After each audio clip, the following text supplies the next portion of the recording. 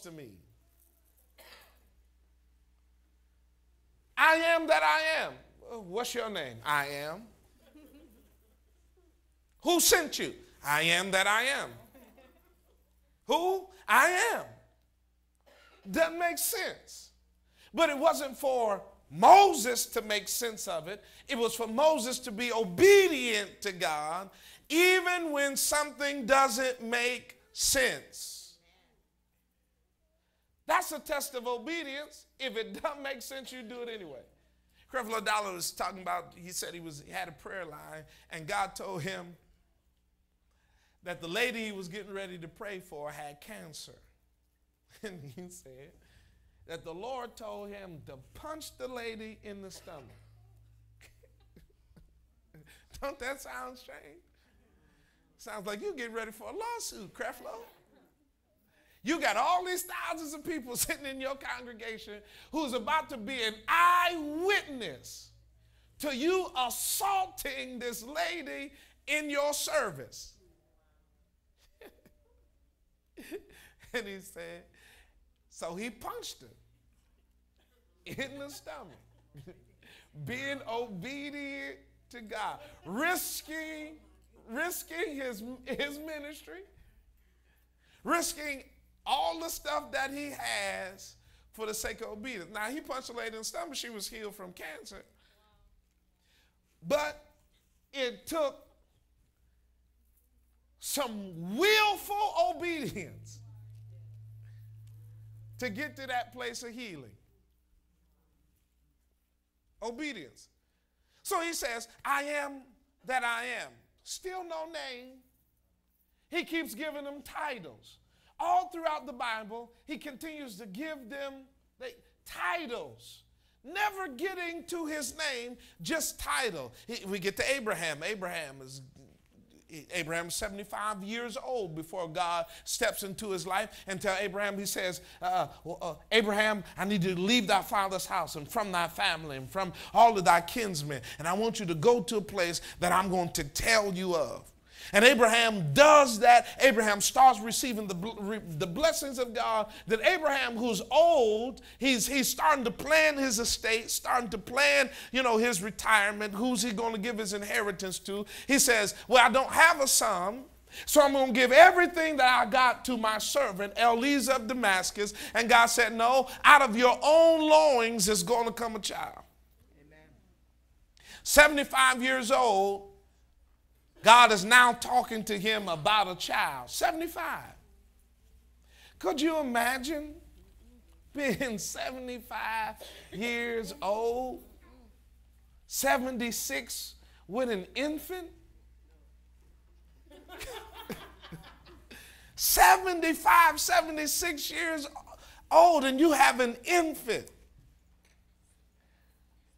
You make it to 80 years old, your child is now walking out of diapers, and you outside, you 80 trying to play catch. 80 years old. How is you going to run? Trying to teach Junior how to ride a bike, and you got to run next side the bike. You 80 years old. Here it is. God blesses him. He's old with this child.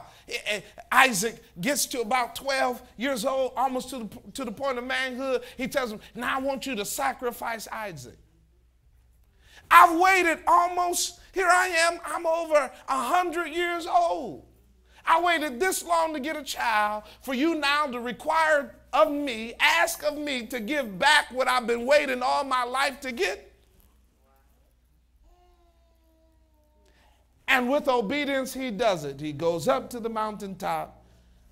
He builds an altar there. He strapped this 12-year-old boy to this altar.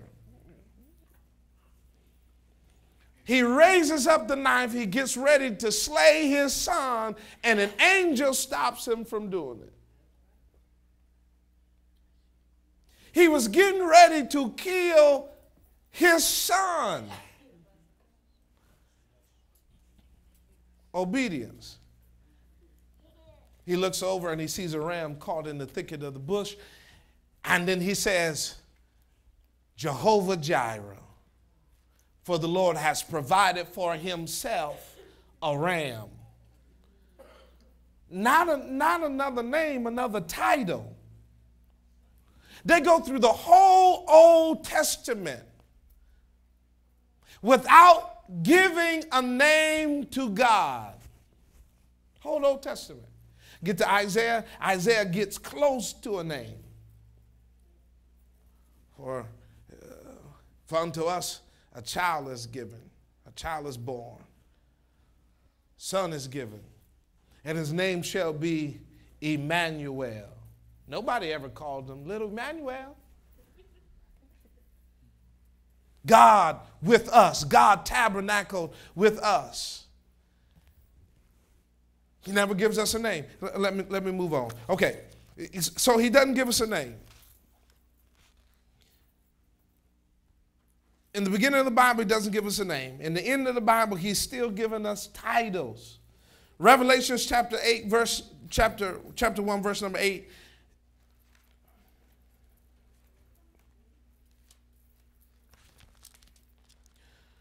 Revelations chapter 1.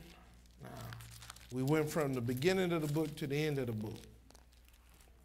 Listen to what it says, verse number 8. He says, I am Alpha and Omega, the beginning and the end. Okay, that helps us a little bit of understanding the beginning. You are the beginning and the end, said the Lord, which is the end, which was, which is to come, and which is to come, the Almighty. Still titles.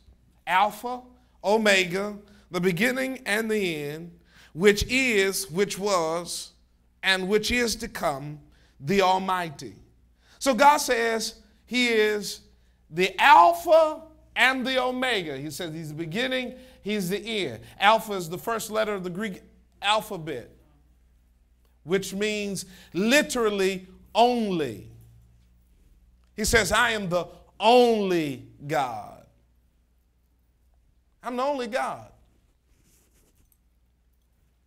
Which speaks to his sovereignty. God all by himself. He don't need anybody else. He's sovereign. God don't need no help. God don't need no help. Old song sing, God don't need no matches. He fired by himself. Y'all, it's too old for y'all. Brother Ivory shaking his head, yeah, I don't know that one. God don't need no matches. He fired by himself. He don't need no help. For these people with this arrogance who think, well, God needs me, he don't need you. You sadly mistaken if you think that God can't make it without you. He did it before you got here. He was around a lot longer before you got here. He made it without you. Amen. So he don't need you. He's Alpha and Omega, the beginning and the end. He who was, who is, and he is to come. So he's the beginning and the end. Let's go to, I'm just going to move quickly through the scripture. Philippians chapter